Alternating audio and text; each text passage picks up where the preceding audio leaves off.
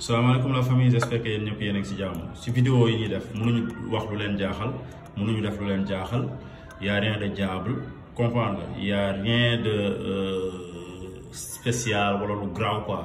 Man déjà bokkuma ci concept graaw bi quoi, mais juste rappel la rek parce que en tant que technicien souvent foog ñuy rappel maanaam ñuy fàttalante.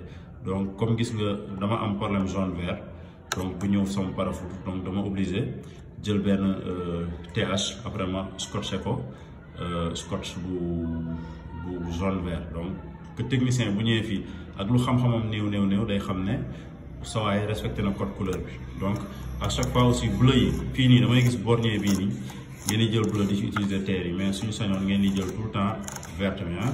Donc loolu la ak rappel rek que code couleur il faut respecter tout le temps couleur yi. Donc phase mën nga ko def comme gris et non mën nga ko def noir, mën nga ko def marron, mën nga ko def rouge.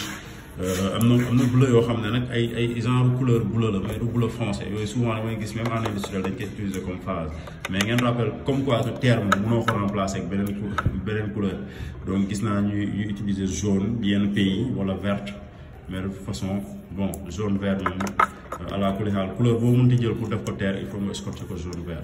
Donc loolu pour rappel code couleur yi il faut ñu koy respecter parce que pourquoi les techniciens fraîchement sortis de l'école ñoom dañuy am problème boobu parce que bu nañ ñëw gis bleu foog ne leneen la fekk leneen la wala ñu gis rouge foog fekk ne leneen la fekk leneen moo tax code couleur.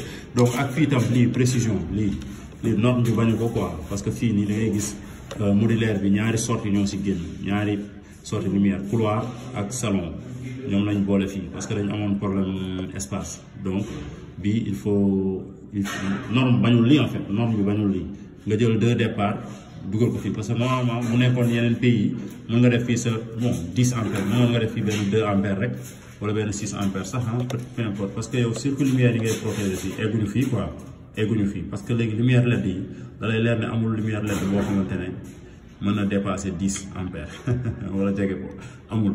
Donc norme bi bañul lii en fait li ñuy bañ mooy nga surcharger ko aussi, surcharger ko ak ay 5 lignes ak ay 4 lignes ak yooyu moom norme bëggul loolu quoi. Mais deux lignes ci benn kii bon norme nangu na ko parce que ñoom ñëpp boo dajalee seen intensité rombuñu sax 6 ampères.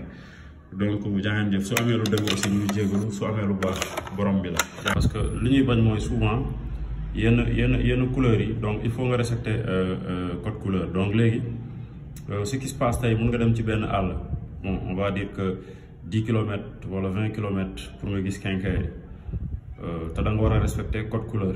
Donc ce qui va se passer mooy comme yow ñaari couleur moo la dese, ñaari couleur yooyu boo ko tiré il faut nga préciser ko pour nga bañ a gaañ beneen technicien bi di ñëw.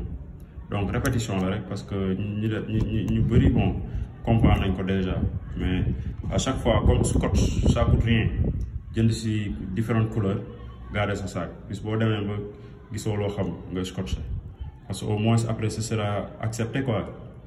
Képp ku la mun di contrôler si àdduna bi tant que yaa ngi respecté couleurs yi doo am benn problème. Donc fii 2 yi lañ am parce que dañ jeexal noir jeexal rouge, donc bii rek moo fi desoon jaune vert 1.5 bii rek moo fi desoon on a été obligé ñu def ko nii. Donc lii boo ko defee technicien bu ñëw tam bu gisee ne yow respecté nga code couleur yi fii donc amul dara lu mu lay kii daal lu mu lay tardelee quoi.